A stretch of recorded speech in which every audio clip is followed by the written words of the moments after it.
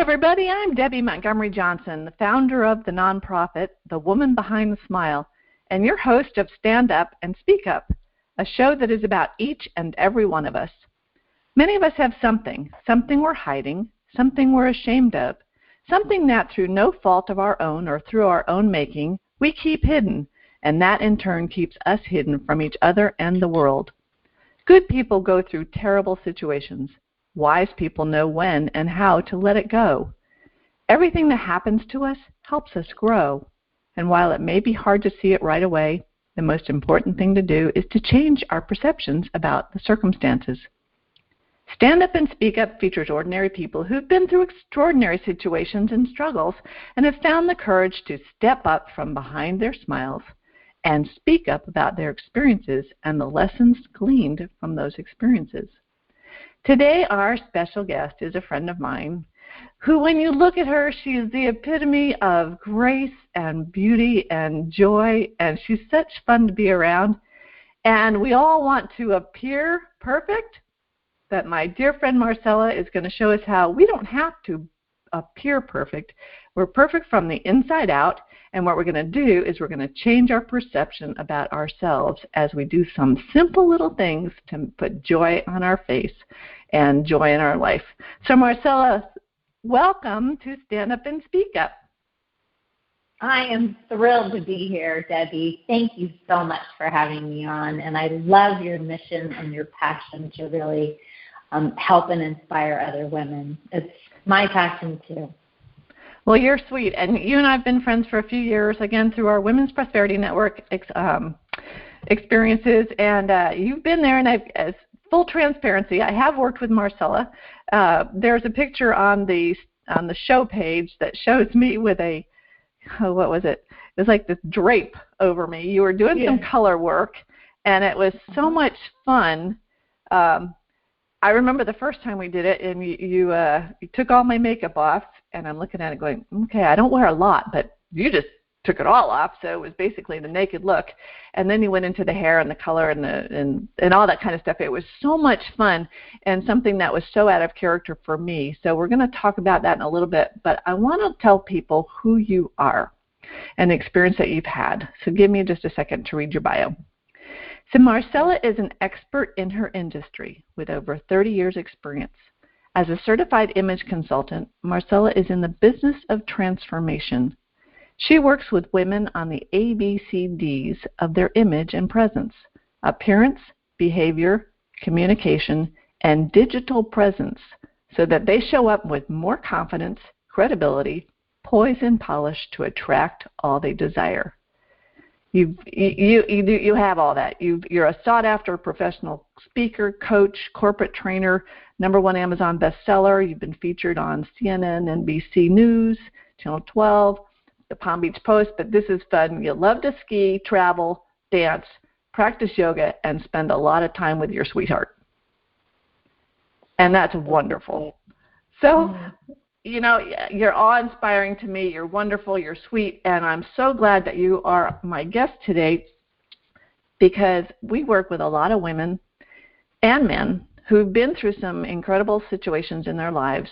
And some of them, they put blame on themselves. They put shame on themselves. And that shows up in the way we show up to the world. So we're going to have a conversation today, my friend, about how we can change the way we come across to the world, from our face to our clothes to our heart to whatever. So I'm going to go back to the beginning, Miss Marcella. I learned this morning when I was listening. I was prepping for the show, and I always watch YouTube videos about my guests, and I heard something that you said about you as a child and how your grandmothers dressed you. Can you tell our audience a little bit about your childhood and who you were and why in the world your grandmothers were dressing you? I would love that. So I come from a military family. My father was a naval officer, and my grandfather was a rear admiral in the Navy. So my father's mother, Elsie, as we'll call her, she was the epitome of style and grace as a high-ranking naval officer. She put on these incredible parties. She knew how to dress. I think she got like best hatted woman or something like that. So she was an iconic. But my other grandmother, my mom's mom, was one of the first college-educated women at the time. She was a teacher, and her father, or her husband, was a Angus cattle rancher. And she was the epitome of class. So she got her house, in the city. She was a city girl, and she could have been Miss Manners, I'm telling you. So she was really the one that was super influential in taking me shopping, but both of them were icons. And, of course, that trickled down to my mom as well. So I was surrounded by some pretty amazing women with their style, grace, and etiquette. So I learned incredible things from all of them. But Grandma took you shopping, right? Oh, yes. Because we were talking about that. My grandma used to take me to Lord & Taylor's and then go to the Birdcage for lunch. Yes, but I love your story about how Grandma dressed you, because mine did the same thing. So Nana, as I called her, she did that for my mom and her sister as well. She would take them to Neiman Marcus, right? Which is like, woo. And it was just such a special event, and it was, just eye-opening as a kid to see this beautiful, luxurious clothes, and she would always suit me up in an outfit. I mean, I had gloves and patent leather little shoes with my lace bobby socks and the whole thing. So it became like a ritual, because she lived in Texas, I was in Virginia, so we didn't get to see each other a ton, but when we did, it was always this iconic thing. So she would dress me, take me shopping, and then that became a ritual with my mom, and that's where the Lord & Taylor piece and the cage lunch became quite the thing with my mom and I as well. So, passed it down. Well, that's special, because I remember my grandma used to take me into New York City. We'd take the train in, and Lord & Taylor's was just the it place back then. And again, we'd get all dressed up and all that kind of stuff, and it wasn't until I was about 13 I realized I wasn't the frou-frou kind of a girl. Yes. And we were living for our grandmothers, and the big aha moment for me is when I wanted to get my ears pierced, and Grandma didn't like that, and I was called some pretty mean things, and I went home to my mom, and that was the last time I really went and spent a lot of time with my grandmother, which was unfortunate. But I think it goes into your, literally into your genes, in your GENESs at that point, what your grandmothers teach you. So did you have the self-confidence back then to stand up to your grandma or to your mom, or say, hey, I like to do my own thing? What taught you how to be that way? Well, as I had told you before, my mom was a seamstress, and actually she was really good. And she took a lot of pride, and she would make me these frilly dresses, very florally, and it was a big highlight. She would put a new dress that she had made on my bed, like on a Friday, and maybe I was going to, she wanted me to wear it to church or whatever it was. And I would say a lot of times they did not resonate with me, but I had to suck it up and wear them anyway, right? Because my mom had put all this energy and effort into it. So I think what happened, the shift in because yes, I was shy. I became a ballet dancer. My mom had a ballet studio. It ended up for 40 years. So I got introduced to dance. But I was like a rebel, It's like my dad was always hovering over me, telling me how to do stuff or how to do it. And I was the polar opposite. So clothing became a way for me to kind of rebel and go the opposite way, because I didn't have the voice really, I think. And I was still trying to navigate my way through that. So I just started experimenting and saving up my allowance to maybe go shopping and pick out my own things. But my mom was pretty, when we started going to Lord & Taylor, she started letting me navigate a little bit of the way. So it was a slow process, but I gained some traction and confidence as I went and started expressing myself in a rebellious way, if you will. But body image is an important thing that starts at a young age. I know it did for me, being skinny and getting heavy and people saying, oh, you've just got big bones. I'm looking now and, I'm older and I lost a lot of weight and I'm thinking, oh my gosh, I still have the same bones. But you as a child, you did a lot of ballet, and I know there's a lot of pressure in ballet to be a certain size or be, or not, or be, littler than you really physically should be or at your optimum. Did you have any problems, did your self-image in looking at other girls, was that tough as a child? Yes, it was really difficult. I was very competitive. I was actually very good. I danced at Washington School of Ballet. I also went to Joffrey and lived entire summer in New York City when I was 15 maybe. So you can imagine the pressure. So I was living in a garret that we were renting. There was like 4 of us. And one of them was bulimic, or actually, I should just say 2 of them were bulimic and 1 of them was anorexic. So that's who I was hanging out with, you know what I mean? And if you can imagine the pressure of being in New York City with some really skilled dancers, there was a lot of pressure. One of my ballet teachers told me I was fat. So, that's like the crushing thing for a teenager. And at the time, I'm sure I was all of 100 pounds or so. I'm 5'6", or around that, at the time. So yes, it had a lot to do. I feel really fortunate that I definitely had a warped perspective on eating, but thankfully I didn't go down that bulimic or anorexic route. But yeah, it was tough. It was really tough. Well, you're fortunate you didn't because, go ahead. Yeah, I was just going to add, I think so I had that whole summer, that I was dancing intensively. I came home, I took off like a week before school and dancing resumed. The first day of class, I broke my foot. I was, in class, and that was like the demise of all that. I was in crazy, unbelievable shape. And I said to my mom after that was all over, I said, Mom, I just want to be a regular person. I don't want to pursue this dance. It's too much pressure. And she honored that, but it's true. It can be crushing.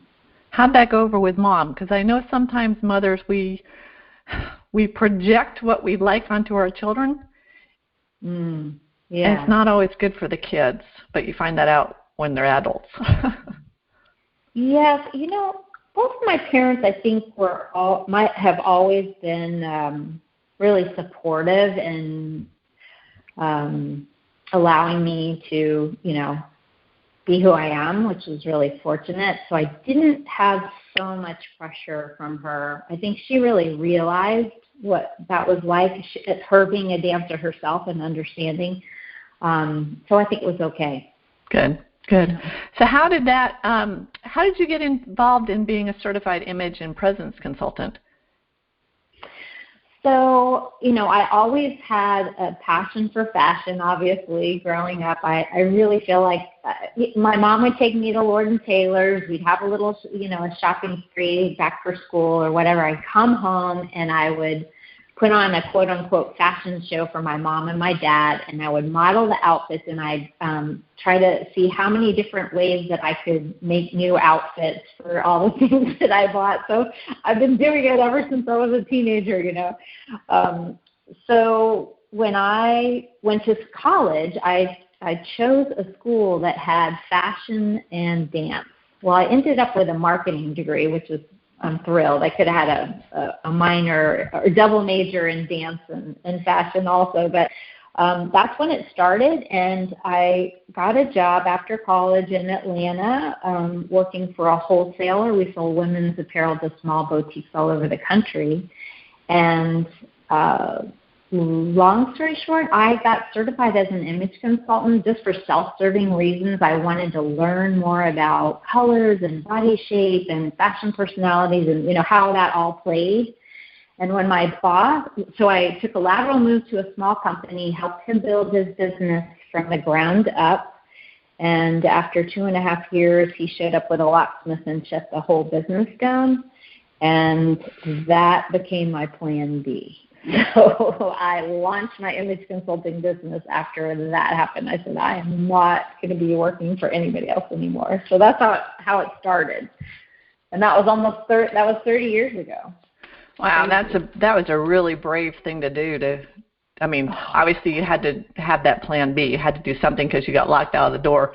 But that aha moment was really the thing that catapulted you into something that was really your purpose in life. Yeah. Which was fun, exactly. And you've done so much for so many women because of it. It was very interesting. As I was preparing for today's show, I got an email, and in the email, it had a video clip of a young woman, a young gal. Her name is Stephanie Nielsen, and I needed to move into this part because it goes right into what we're going to talk about in a few minutes. Stephanie is a survivor of a near-fatal plane crash, and after that, she was in a coma for 3 months. Has 4 small children. She was terribly burned, terribly scarred, and the story has her. As after she recovered and she was back being mom, she went to her closet and she was feeling all of her clothes, just touching all of her clothes. And this wave of emotion came over her, and she was articulating how she missed, this is how she put it, she goes, I missed me. I missed the woman that I was. Because obviously she looks different, and she's just, anyway, she went on to say, that she was having this moment of just basically poor pity me. And then she had this wave of a spiritual confirmation come over her that said, this is your new life. Bring yourself home. Those old clothes will fit the new self. And I saw this video, and it was right after I saw your video about Attack the Closet.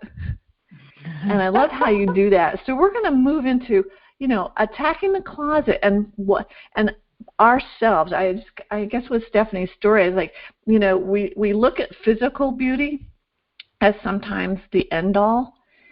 And for those of us that have had challenges over the years with weight or with skin, acne or whatever, you go through these terribly emotional times when you doubt yourself, you doubt your confidence, and you really doubt your purpose. So can we talk a little bit about how can we move forward from those times of self-doubt? And how do you do that? How do you help people do that? Oh, goodness, this is such a topic that I'm super passionate about because, sometimes the confidence comes from the inside or the boost comes from internally when we really tap in. But sometimes it needs to come from the outside. So maybe a little lipstick, a new haircut, wearing some, beautiful outfit can shift the way that you feel on the inside. So I really believe that the two, aligning your inner essence with your outer presence is really an important piece. So when we doubt ourselves, I think you have to tap into where maybe the root of it's coming from, and just you have to love yourself. I think that's the other thing of building a huge business, and I had 7,000 women on my team, and at the time, a lot of it was around personal development and growth, and a lot of women I've discovered just really don't take the time for themselves. It's like they put everybody else first and themselves last. So I'm trying to think how we're going to loop this back into the closet, but it all goes together, Debbie, that, just we need to love ourselves. We need to love ourselves where we're at. So especially when I work with clients and we do what I call a closet audit, we get in there. A lot of times we find either multiple sizes, because as women we fluctuate and we go up and down. But we have to love ourselves where we are in this moment. And we also, one of the other exercises I love to do with clients is creating what I call your $1 million style, or your signature style. And that's really to tap into, like what you were talking about before, is that we didn't resonate with the frilly things. That's not who we are. We want to tap into our inner essence. And so everything in our closet should be congruent with that. So it helps us to stand in our power so that we do feel that confidence. Whatever our weight is at this moment, whatever we're feeling at this moment, but you want to have those things in there that literally light you up, like in the morning. It's not just the task of getting dressed. It's like when you step into that closet, you put something on and you just feel amazing, and that's it. We want to feel amazing, and whatever it might be. So I hope that kind of gets you started. You might have to guide me on. No, it is.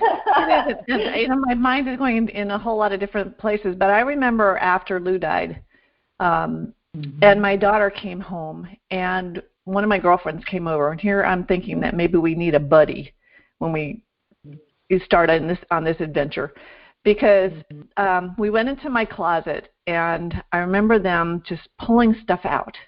And they were dresses that I really liked. And my daughter, Jenny, would just say, "Mom, this is frumpy. This is frumpy. This is 35 years old." And they just started pulling everything out. And I'm like, oh my gosh, they are just, what are they doing to my life? And I realized that it was probably the best thing, because I was in such a blue funk. I couldn't see. I was hiding behind my clothes, or hiding in my clothes. And I think you said that once in one of the things you did, is that to mask what was really going on in my life, I was hiding. And I didn't feel confident in my body shape. At that point, I'd lost a lot of weight, and I was very skinny. And I've said this before. One of Lou's friends called me up and came to visit me, and he goes, "You look terrible." I'm thinking, I finally lost all this weight. I'm skinny again. He goes, "You look gaunt. You look just awful." I'm thinking, oh, shoot. So, darned if I do, darned if I don't. If I'm heavy, people are saying you're too heavy. If I'm skinny, they're saying I'm too skinny. So to find that balance and find the clothes that fit, and you challenged me, and several other people challenged me, find clothes that fit, not just clothes that you put on. And that's tough, and I think that's where you come in really handy, is that you can be that buddy. You can give us that boost that, that really does look good. You should try that. And have you had that experience with other people, and just, seeing them go from, it's that whole butterfly thing where you go through, you start off as I don't want to say a worm, as a what? And a caterpillar. You're a caterpillar, and you're hiding behind all that caterpillar stuff. And you need to morph into a butterfly, but it takes a buddy, and that's what I love what you do. So explain how we do that. How do we attack our closet, and what do we do to declutter? Okay, it's such a big question. I'm going to start out. Yeah, I'm going to start out with a story, because I think it'll put it in perspective and kind of solidify some of the things that you've been talking about here. So I had a client come to me who actually attended a big event, and she was a high-level female executive for a man-dominated industry. And she was working on a project that was out of state, and they would fly her there, and she would spend 3 or 4 days or whatever and come back home. And what would happen is she'd fly out there with her suitcase, and then they'd say, "Oh, no, you need to stay here another week." So she would, have to go out and buy, because she only packed for what she was there for. So she ended up amassing all these really beautiful clothes. And her husband was an architect, so she had this amazing closet. I mean, I'm talking it's a dream closet with a ladder and the whole thing, you know. And when she had me come over there, you would not believe how many clothes she still had. Now, at this time, she's like in transition because she's not working. She's retired and had all these high-level, beautiful suits and dresses and all this stuff. If you guys remember Dana Buckman and the big shoulder pads and the double-breasted suits and, you know, that sort of thing, if you relate. But anyway, she had such a hard time letting go of those things because those clothes defined an important part of her life.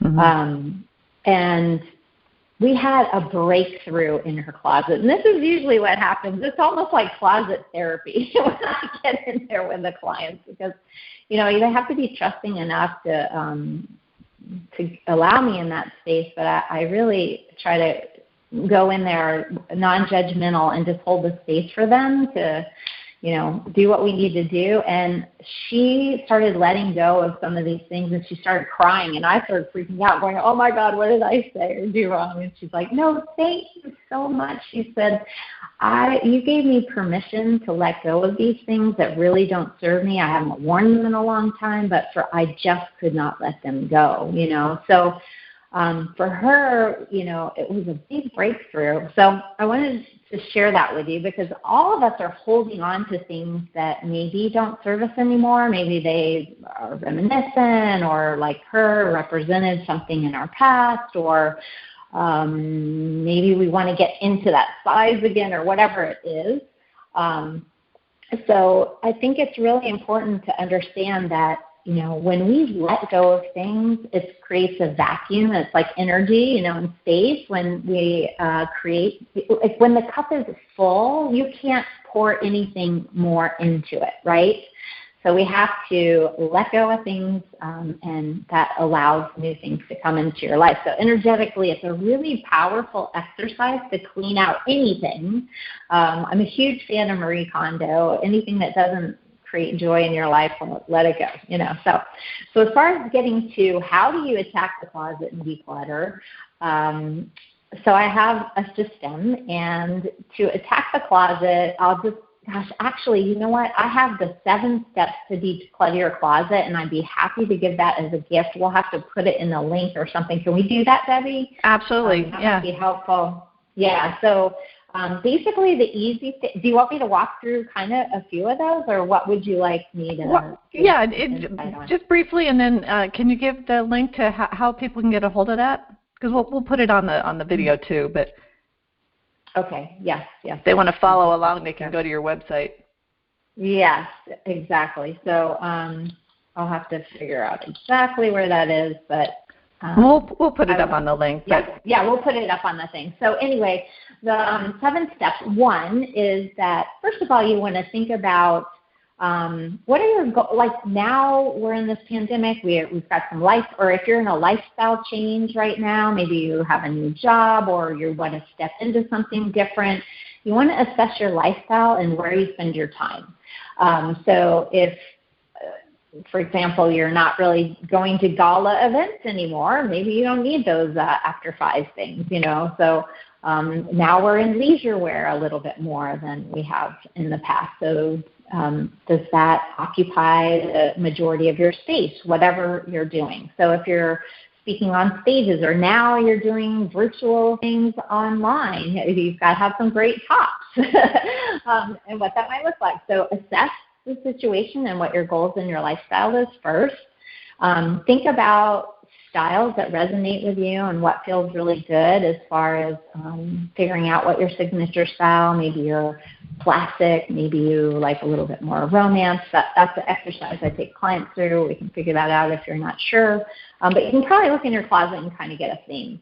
And then the next thing is you sort things that don't serve you. So, for example, if you do have a lot of frilly, flowery things and that doesn't really resonate with your signature style, you probably don't wear them very much. So definitely getting rid of those things. They're not congruent, so that will help you. And then the next is really understanding what your best colors are. And when you know what your best colors are, talk about confidence from the inside out. You radiate, you glow. Everything mixes and matches together. It saves you so much time and money when you do go shopping that you can literally laser in on exactly the things that are going to work for your wardrobe. So anything that's really not in your best colors, those, especially up against your face, then those would be things to let go of. And anything that really doesn't fit you well. So it could be not just the size, right? I know sometimes we want to save stuff because we want to get into it, but be realistic with yourself, because if you are on a mission to lose weight, if you're holding on to things that are maybe in a smaller size, when you do lose that weight, don't you want to buy some new clothes that are going to make you feel fabulous in your new claimed body? So think about that. If they're classic, then you might want to consider holding on to them. So I know we do fluctuate, so I can, I usually work with clients around that. And so those are a couple things as far as that. And then also you can think of 3 categories. So one is anything that you know you want to get rid of. So you could put a donation pile. The second thing is anything that needs to, maybe you want to consign, or I would say donate or consign. Okay, so that's one pile. And then the second pile is anything that you need to alter or repair, button off, zipper broken, something like that. And then the last pile is really a trash pile, because sometimes clothes are ripped or stained, or they're not even Goodwill worthy. So think of those 3 things. And one tip I will give you is put a bag, like a shopping bag, a big shopping bag in the bottom of your closet. So every day when you get dressed, because I know most women, they'll go in there and they'll put 3 outfits on before they decide on the last, the one they're going to wear that day. And usually there's a reason that you're taking it off. Either it doesn't suit your style, or it doesn't fit well, or quite frankly, you're not sure why it doesn't work. That's the time to put it in one of those bags. Because if you're going to hang it back up and then not wear it again, that will help you to give clarity. So that's an easy way to declutter your closet kind of on a continual basis. But the best way is to block out a big, a half a day and just purge and get in there. And if you need some help, then I can definitely navigate you through that, whether it be virtual or in person, either way. I was going to say, you can do that. You can do that through the phone, through virtually. That's a fun thing to go on a closet visit with Marcella. And you always, and I do this too. You say evaluate quarterly, evaluate, semi-annual. Yeah. If there's something we haven't worn in a while, just get rid of it. It's very liberating to see space in the closet. Or in a cabinet, anywhere. I mean, we're specifically talking closed closets now, but I think in life in general, I mean, I spent the last couple of days really cleaning out my office and moving stuff out and going through files, and I felt so much better when I could see the floor. Isn't it freeing? It feels so good. It's like this accomplishment, It is, and those things that have held us back, those bad memories or whatever of certain things, unleash. And it was interesting. I had a conversation with my mom the other day. My grandmother and my mother-in-law had these doll collections, and they were supposed to go to my daughter and my granddaughters, but my daughter thinks that they're creepy. So I have all of these Madame Alexander dolls. And I told my mom, I said, I think I'm going to donate them. I'm going to give them to the breast cancer pickup. Well, she's like, no, you can't do that. They might be worth something. I'm like, okay, so a lot of us that are in our 60s have these dolls that, who's collecting them anymore? It's like everything in our lives, they don't bring a lot of joy and memory to me necessarily. So why are we holding on to stuff? And why do we hold on to clothes that, don't fit us, or things in our life that don't serve us well? And that's what I love about what you do is you get in there and say, okay, come on, let's change things around. Let's get you your power back, because some of those things are going to hold you back. So you have one, we were talking a little bit last week about a woman that you worked with that you created a Cinderella day for. Can you just tell us a little bit about the Cinderella story and what you did for this wonderful woman? Oh, touched my heart. Her name's Susan. And I did a really big event, and part of the event with some other people, it was called All About You, and I did a makeover contest, and I put it out there, and we were tying it with a nonprofit, and one of the recipients was from a women's homeless shelter, and tied to the Lord's Place, if you guys are in South Florida, the Burkle Place, which is an amazing place. So anyway, Susan was this bright light. I mean, that's why I picked her. She was just like, oh my gosh, I could just see her from the inside out, like how she was just radiating. On the outside, she definitely, it was not congruent, let's just say that. But we created this makeover, and we did the big reveal at the event. So in the pre-work, I did her colors, and I worked with her about what her dreams and goals were and what she wanted to step into. And she was wanting to go for some interviews and get a job. And so, we put together a couple different outfits. I got Saks Off This to sponsor us. So I felt like I was on one of those shows. I had like $333.33 for her. And so we were like, okay, how can we get the most for, this amount of money? But we put together, I found some beautiful outfits, put them together, and we did her hair, her makeup, her eyebrows. I had all these people donate, and we did this big video reveal. And you know what? I have that video, which was pretty powerful. Maybe I'll share that with you too. But after it was over, she came to me and was like, Marcella, she was so inspired and touched by the experience and how, if you see the before and after pictures, it's like, she became a whole new person. You can see from her body language and the way that she's holding herself and the smile on her face, like she looked totally different.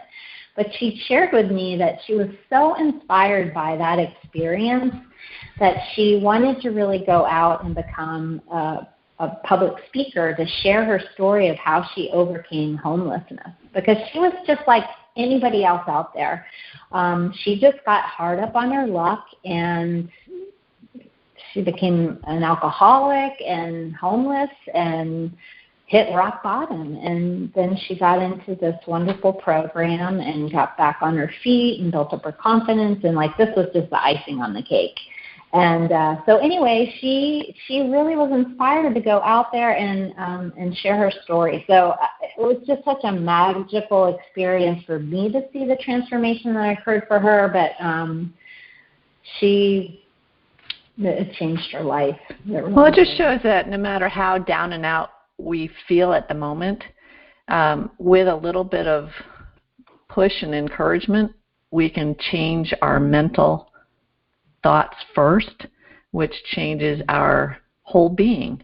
And with getting up in the morning and taking that shower and putting on a face, I laugh. We're all social distancing right now, and I think about what we're wearing. And if you ask my kids what their dad wore for most of his adult life working from home, it would be a green pocket T-shirt and gray sweats.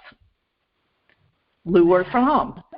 I find myself a lot of times I get up, I put on a white T-shirt and blue shorts, and that becomes my uniform. And I heard you talking about, when we go out, even though we can hide behind our masks right now, what we're wearing really does show to the world how we're feeling that day. And especially if you don't get up and take a shower and you just put a mask on because no one's going to tell who I am. Well, heck, you can tell who you are. And even on a bad day, I remember even having, going to the hospital and having children, I always loved to get up and take a shower, put on a little bit of mascara or something. doesn't have to be a lot. It just has to change your idea of who you are a tad bit. And that's, I love what you tell people. Go ahead. Well, it's actually, there's science behind that, Debbie, and it's called enclosed cognition. And they've done a lot of studies around how our mind, literally, when we take the time to do exactly what you just said, is to dress, put a little makeup on, or whatever that might look like, is that we literally show up more capable and more successful. They're close more deals. The level of confidence is much higher. It's really an interesting phenomenon. You'll have to Google it. Enclosed cognition. So that study's been around for a while. It's pretty powerful. Well, and that's really important. Like when we show up on a Zoom call, or you and I talked about doing an online interview. What are the, just really briefly, what are the little things that you can do to make yourself more confident in an online interview? Because some of the folks that are going to be listening are going to be looking for new jobs. Oh, yes. So here's the thing. Within the first 7 seconds of meeting somebody, they've formed 11 different opinions about you. Now, That's harsh. We don't like that. But that is how society is. People make judgments about us. So what do you want your image to say? And if you're going on any kind of job interviews, you know you've got those nanoseconds. And especially now if you're doing it virtually, or if you're speaking, or whatever, your situation is, you're meeting with clients virtually. It's really important that you think about, what does your environment look like behind you? Is it a big hot mess? Find lighting that's flattering to you. Get a ring light if you need it, or put yourself in front of a window. Okay. Check the ceiling. The ceiling fan going around in the Zoom, it's not flattering. Or the bright light behind you is not flattering. Wear solid colors.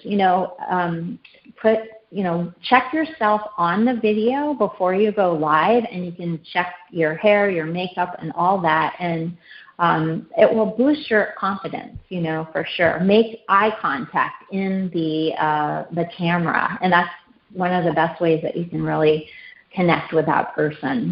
So there is an art to that, and that has kind of been my pivot and shift, especially now. Working with people to get camera ready, if you will, because it's the new norm, right?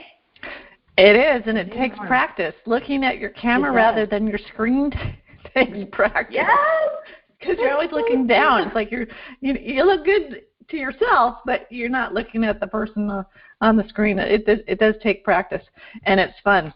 So, listen, we're going to open up for questions and answers. I'm going to put the conference into Q&A. If anybody has a question for Marcella, our guest, or a comment, go ahead.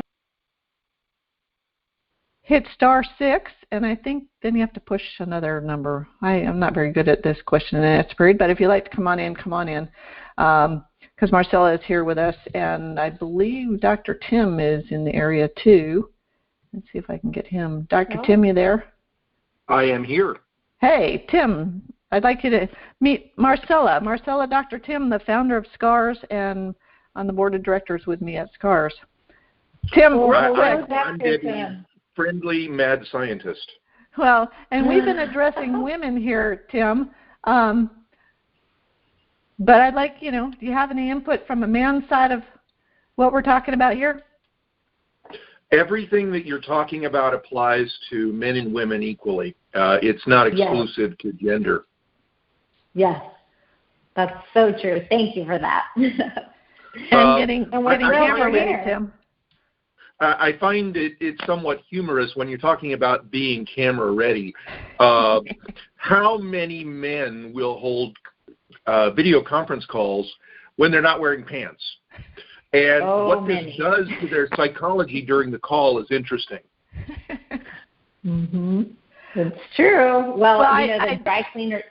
Go ahead. I was going to say the same thing, Marcella. Go ahead. No, I was just saying dry cleaners. Yeah, so that was you that told me that. Yeah, dry cleaners, have found more tops than anything that people are having cleaned. Yeah, and I remember when I was in school, I went to private school years and years ago, and we would sit around a round table. It was called the Harkness table, and the guys would have jackets and button-down shirts and ties. Look great. They stand up, they're wearing shorts. And I'm thinking, exactly. How many people are doing that today? We're back to that, that was back in the whenevers. True. But Tim, from a man's point of view too, dressing, it changes your feeling about yourself and about presenting. Correct? It does, absolutely. I've been a career professional executive for several thousand years, and showing up dressed in a certain way communicates everything about your organization. I can recall that on a day when I knew I was being fired, for example, I showed up in a T-shirt that said "Game Over" because it communicated so completely my feeling about that moment. And everybody got it. My boss wasn't happy about it, but all my co-employees got the fact that I got the last word in, so to speak, by my attire. So attire is a critically important thing. But I'm taking up too much of your time, and we can talk more about this on the impact of victims and how attire can change them as well a little later, if you like. Well, and the other thing I was thinking about with us, Tim, and working with scars is that the way we present when we report to the police, that was something that I had made a note to myself, that coming in looking disheveled or appearing angry, like Marcella was talking about, in 7 seconds they have 11 different opinions of us. Well, you walk into a police department angry and disheveled, and they're not going to want to talk to you. So that's something that in our organization, presence and go ahead. I was just going to say, I think appearance is less important when someone who is a victim of any crime communicates with the police than attitude absolutely is. Yeah. And if your appearance influences your attitude, then that's absolutely something that you should address. You're absolutely right. When you ask for the assistance of anyone, even Marcella, you can't approach that transaction, because that's what it is, with an attitude of any kind. You have to try to be as neutral as you possibly can so that you can benefit from the experience and you can benefit from what the other person is willing to share with you. The more barriers or walls that you put up, either in appearance or attitude or expression, the less likely you're going to benefit from that experience. Mm-hmm. So true. Yeah, we have to be open, and that's a process in itself. Is just to be open to receive. Well, and not go in as the know-it-all. I mean, I remember when I first started speaking on stage, and you and I sat down and talked, and there were tips that I didn't know about. There were things that, the colors. I love when you and I did my colors, because I know I gravitate towards certain things, but I did have other stuff in my closet. I'm looking at it going, that's not even in my group of colors that I would look good in or feel good in. And I'm sitting here in one of my favorite blouses, and it's fuchsia pink with little white hearts on it. It is my thirsty blouse. I feel good about, even though we're on a radio show and we're no one's seeing us, I got up this morning and I made the effort to get cleaned up and put my favorite blouse on to give me the confidence that I needed to get out there.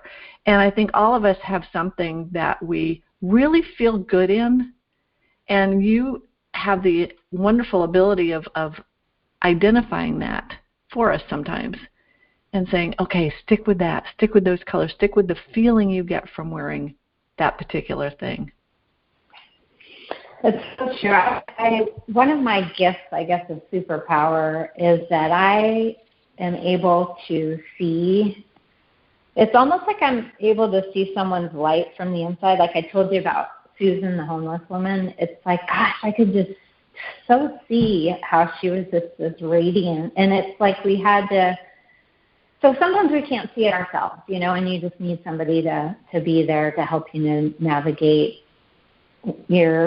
all your assets, because all of us have some. I mean, everybody can smile, and that's going to make you more beautiful in itself, So, and even with a mask, on, you can smile because we can see it in your eyes. Right.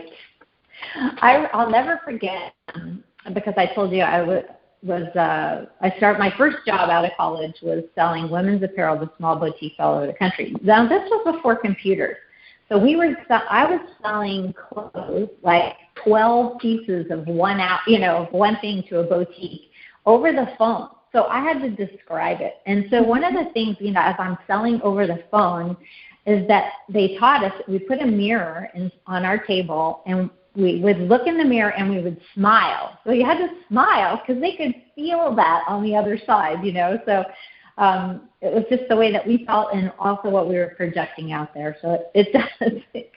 And you're all about the smile, right? Every woman with a smile. Well, that's right. And the whole woman behind the smile is that hiding behind a smile. And until you recognize who you really are and try to bring that person out authentically, which is a big buzzword these days, but it's really true that we've got to find out who we are, and sometimes it takes cleaning out your closet and having a friend in there saying, "Oh, that's frumpy, get rid of it." Yeah, exactly. You see potential in people, and Absolutely. Sometimes it's easier for them to see it in you than for you to see it in you, and I get that. Yeah. I get that, and I think anybody that's been through a traumatic event in their life, which is all of us at some point in our lives, have those doubts and fears, and we can't see our potential. So we need someone like you to say, "That looks beautiful on you," or "That color is great," or you've got it, kiddo. You've got the power. Stand up there and speak up and get it out." And you do that so magnificently. I really appreciate it. And like one of my tax attorney friends said, the wardrobe shopping doesn't have to break the bank. So real quick, Marcella, you've shopped at Neiman Marcus and Lord & Taylor's and all the big places, but if we're in a real tight budget, where's the best place to shop right now? Well, I'll tell you, the book that I'm a best-selling author in, it's actually WP, Conversations That Make a Difference. We were talking about conversations. And in there, I share my story of how I moved from Atlanta after that experience, followed my boyfriend, knew 3 people, and I had basically 2 quarters to rub together when I moved here. And, I knew that image was really important, and especially since I was launching my business, I had to look the part. And even if it was a fake it till you make it kind of thing. So I went to high-end consignment stores, and I navigated through them, and that's where I started. So high-end, you can definitely do that. There's a lot of really great resources online as well if you're shopping that way. So I would suggest that. But first, you can shop in your closet. First, get rid of the stuff that doesn't serve you, then you'll know, and that's one of the things I really like to do with clients is show them outfits maybe that they could put together that they didn't even think about. So once you've gotten rid of the things so you can actually see what you have to work with, it's a lot easier to get dressed. So you can shop in your own closet or consignment stores. Those are just a couple of things. And right now, we're in transition of season. So end of season transition is when there's some crazy sales. So even at Neiman Marcus, they're having 70 and 80% off. So, but I'm just using that as an example. You can, buy the best quality items that you can afford without breaking the bank. It's not necessary. So, and keep it simple. Have those key components. That's what we call capsule wardrobes, where you have those key components of a functioning wardrobe, so everything mixes and matches together. You don't have to have a ton of clothes, And one other tip is that a good wardrobe is 2/3 accessories and 1/3 clothing. So that's an easy way to update your look. And that's what I'm not very good at. I'm very simple on the accessories. That's all right. Well, that's part of your passion. personality. But that's something you learn. Like, I like my pearls. You know, my pearl necklace and my pearl earrings, and I get pretty stuck on that. And then add a little variation to it, but that's always been me, pearls and lace. But that's true. We don't need to have a lot. It's need to have the good quality. And again, it goes back to my mom and my grandma who would say, buy something good and it'll last for 40, 50 years. And I tease my mom when she's still wearing a dress that's 35, 40 years old. She goes, yeah, but it was really good. I'm like, yes, it is. But it's time to get something a little bit newer now just to spark up your closet. But this has really been fun, Marcella. We could talk for a long time. You've got some great tips. I know. I want you to tell people now, how can they get a hold of you? Well, sure. So I found the resource so that if they want to go download the 7 steps to declutter your closet, that's like my little gift. We'll have to post it because it's Marcella Scherer, it's my name, .com, and then it's /closet-gift, guide. So it's marcellascherer.com /closet-guide, and that'll take you there. Should I spell it out, or you'll? That's okay. I'm gonna put it on when I do my YouTube video, and we can put it out on the Facebook. Okay. All right. That's that. And you know what? Connect with me on social media. I do Wardrobe Wednesdays every Wednesday. You can find me, Marcella. My middle name is Ramosa, Marcella Ramosa Scherer, or you can find my page, or simply send me an email. If you have some questions that I can answer or anything, I'd love to have a chat. Just marcella@marcellascherer.com. Perfect. Well, thank you so much. Feel free to reach out to me. No, trust me, I've been doing this for 30 years. I have had every single situation you could ever imagine. So no holding back. So I'm happy to listen and answer any questions. If I can give you some guidance, it's my pleasure. I'm very passionate about helping other women to lead and succeed. Well, thank you so much. And we can each have a Cinderella day. We can do it virtually with Marcella. We can do it with a buddy. We can just do it by ourselves. Just, power up and be your best self and start from the inside out. And, get that shower first thing in the morning, because that'll make you feel so much better. So, Marcella, thank you so much for sharing your time and your expertise with us. And I hope people will get a hold of you at marcella@marcellascherer.com or marcellascherer.com, and go get that guide. It's /closet-guide. And she's got some other great things on her website, so just go and look. And like I do, YouTube her, Google her, find out what she does. It's really quite wonderful. So everybody, thank you so much for listening to Stand Up and Speak Up today. We are dedicated to encouraging you to remove the mask of embarrassment and to bring out your best self. If you or any of you have been victim to fraud or scam, please report to anyscam.com or ic3.gov. And remember to join my Facebook group, Stand Up and Speak Up, for additional special information and replays. Be sure to join us each Thursday morning at 9 a.m. Eastern Time for another edition of Stand Up and Speak Up. This episode has been sponsored by BenfoComplete.com, a vitamin supplement company that supports happy and healthy hands and feet for those with neuropathy. If you know anyone struggling with the pins and needles or numbness in their extremities from neuropathy, check out our products at BenfoComplete.com and use the special code STANDUP for a 5% discount. We thank Dr. Tim McGuinness, the founder of SCARS, and the wonderful work that he's doing at romancescamsnow.com. Thank you, Marcella, for your time, and for all of our guests for being here today. Thank you so much, and we'll be with you next week. Have a great one.